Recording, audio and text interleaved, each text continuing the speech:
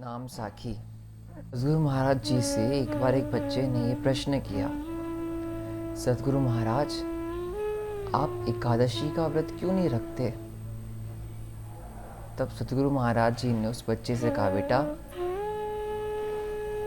व्रत का मतलब ये नहीं होता कि आप भोजन न खाएं। व्रत का मतलब ये नहीं होता कि आप अनाज न लें। व्रत का मतलब होता है कि आप भगवान का नाम उस दिन पे स्मरण करें।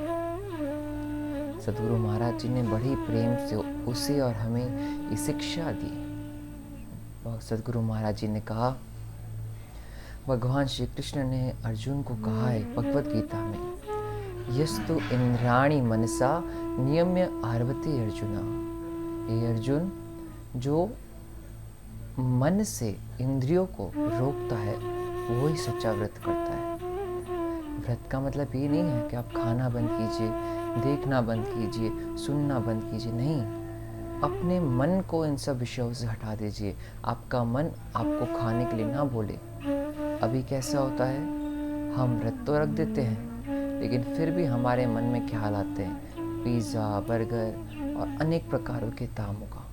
हम आंखें तो बंद कर देते हैं लेकिन फिर भी अंदर दृश्य चालू ही रहते हैं। कान तो बंद कर देते हैं लेकिन फिर भी अंदर शब्दों का प्रादुर्भाव होता ही रहता है। गुरु महाराज जी ने कहा, व्रत का सच्चा मतलब है मन को विषयों से हटाना।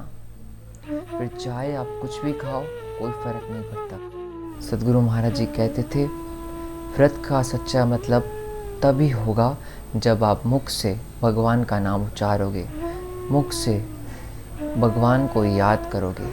अगर आपने, मैंने, हम सब ने व्रत के दिनों में भगवान को याद किया है, भगवान का नाम उच्चारण किया है, भगवान को पुकारा है, तो हमारा ये व्रत सफल है।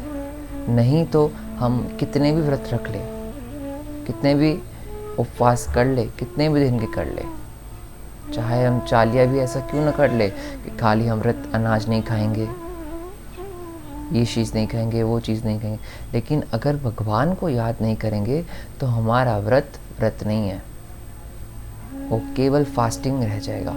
और अगर हम भगवान को याद करते हैं और कुछ कारणवश उपवास नहीं रख पाते, व्रत नहीं रख पाते, तो भी वो हमारा सच्चा व्रत होगा।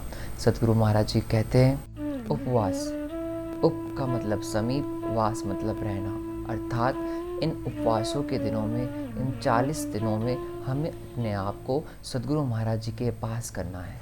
कुछ भी कीजिए, ग्रंथ पढ़िए, नेम रखिए, पाठ कीजिए, बत्तीसा पढ़िए, ग्रंथ पढ़िए, सत्संग में जाइए, लेकिन 40 दिनों में आपको, हमको भगवान की स्मृति, गुरुदेव की स्मृति होती रहनी चाहिए। सदगुरु महाराज जी के अनुसार सच्चा व्रत वही है जिसमें हम अपने गुरु को याद करें, न कि वो जिसमें केवल हम अनाज का त्याग करें। सतनाम साखी।